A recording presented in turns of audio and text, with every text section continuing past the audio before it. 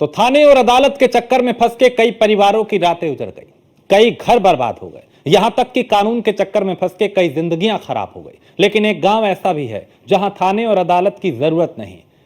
क्यों, आखिर आपको दिखाएंगे एक रिपोर्ट। उस रिपोर्ट में देखिए कि कैसे यहां पे ना अदालत की जरूरत है और ना ही थाने की। सड़कों पर पुलिस की गाड़ी में बजते सायरन, गांव-गांव में खाकी की पहरेदारी, थानों में इंसाफ के लिए लगी लंबी लाइनों का नजारा तो हर जगह देखने के लिए मिल जाता है।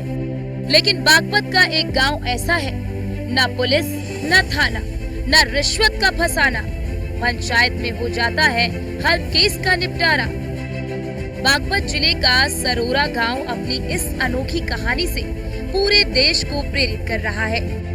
इस गांव में सालों से पुलिस का दखल नहीं है, ना किसी के ऊपर कोई मुकदमा है। गांव में जो भी विवाद होता है उसका निपटारा गांव के पंचायत में ही होता है।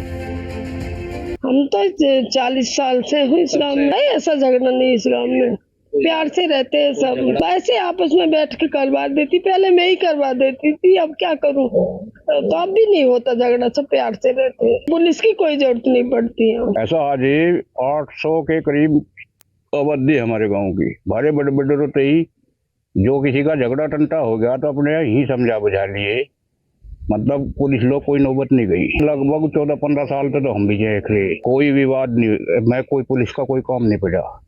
जैसा कोई हुआ अपना बैठ के अपने घर में एक दूसरे को समझा बुझा लिया, कोई झगड़ा कोई नहीं। युवा 70-80 के करीब। आप लोग मेहनत नहीं करते? नहीं सर, सब मेहनत तो सब कर रहे हैं, पर उसने बाहर से पढ़ाई की है, वो मेरठ रहता था, क्योंकि आसपास ना कोचिंग सेंटर ना कॉलेज की कोई भी सुविधा कुछ नहीं। तो अभी आपको क्या लगता है, आप क्या मतलब कंपटीशन तैयारी कर रहे हैं तो कैसे खुद से कर रहे हैं, कैसे कर रहे हैं? खुद से ही कर रहे हैं। अब तो कोचिंग सेंटर है नहीं इधर, बाहर जाने के लिए ज्यादा कुछ है नहीं, इतने किसान लोग हैं, इतनी कुछ वो नहीं है इनके पास सुविधाएं, तो इसलिए यहीं से कर रहे हैं। अगर तो तुम्हारी कब से यहाँ सरकारी नौकरी नहीं लगी? क्योंकि युवा तो हमेशा ही रहते हैं ना। हाँ जी, हमेशा ही। अभी 2018 में लगी थी एक भाई को, उससे पहले 2018 के बाद? उसके बाद भी नंबर आवे कट जावे, फाइनल में कट जावे, ऐसा। तुम्हें लगता है कि तुम कर पाओगे? मेहनत तो जी पूरी अपनी तरफ से, तो बाकी देखी जाए क्या हो, पर जो है सुविधाएं अच्छी नहीं है हमारे पास कि कोचिंग सेंटर को खुद से ही कर रहे सब कुछ, बाहर नहीं जाना होगा तो कहीं। आज के समय में जब परिवार में झगड़ा हो जाता है, भाई भाई में विवाद हो जाता है, बाप बेटे के खिलाफ थाने जाता है, बेटा थाने में बाप की शिकायत करता है, लेकिन इतने बड़े गांव में एक भी विवाद ना होना, ये वाकई काबिले तारीफ है। पूरा गांव एक परिवार। सरोरा गांव की आबादी लगभग 800 है। गांव में भाईचारे की मिसाल कायम है। लोग एक दूसरे के साथ मिलजुल कर रहते हैं। सालों कभी किसी के बीच विवाद नहीं हुआ। मामूली विवाद का निपटारा पंचायत में होता है। कई सालों से कोई केस थाने तक नहीं पहुंचा। यही वजह है कि यहाँ कभी पुलिस को किसी विवाद में आने की जरूरत नहीं पड़ी। इसलिए ऐसे में इस गांव को आदर्श गांव कहना गलत नहीं होगा, क्योंकि यहाँ बाशिंदे कहते हैं कि वो अपने बुजुर्गों के आदर्शों पर चल रहे हैं। गांव की एकता और सौहार्द की वजह से ही यहाँ विवाद नहीं होते, और यही वजह है कि गांव एक परिवार की तरह है। बागपत के अंदर एक ऐसा गांव जिसके लोग कभी ना थाने जाते हैं ना कभी अदालत। अगर कोई बात होती है तो वहीं पर पंचायत में अपना फैसला को निपटा देते हैं।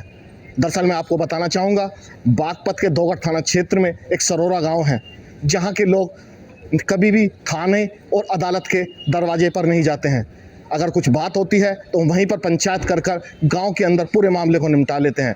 देखा जाता है कि जो बहुत से लोग थाना और कोर्ट के चक्कर में अपने घर तक को भी उजाड़ देते हैं, लेकिन उनका फैसला कभी तक नहीं आता।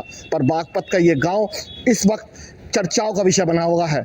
इस गांव के अंदर 800 लोगों की संख्या है, लेकिन लोग बहुत प्यार से रहते हैं। सबसे बड़ी बात है कि आज तक भी इस गांव के लोग ना तो कभी थाने गए हैं ना कभी अदालत। अगर कुछ बात होती है तो गांव के अंदर पंचायत कर कर पूरे मामले को निपटा दिया जाता है। अभी तक इस गांव के अंदर कोई भी FIR दर्ज नहीं की गई है। सबसे बड़ी बात, इस गांव के अंदर भाईचारा पूरी तरह से देखने को मिला है। इस आदर्श गांव के पीछे एक दुखद सच्चाई भी है, जिसने इस गांव को अभागा बना दिया। दरअसल सरोरा गांव में सालों से कोई भी शख्स सरकारी सेवा पर नहीं है। युवा मेहनत करते हैं, लेकिन किस्मत साथ नहीं देती। गांव के युवाओं को रोजगार की तलाश में दूसरे शहरों में जाना पड़ता है। एक शख्स सरकारी सेवा पर भी है, मगर वो भी आश्रित कोटे से। Bureau report, news 1 India.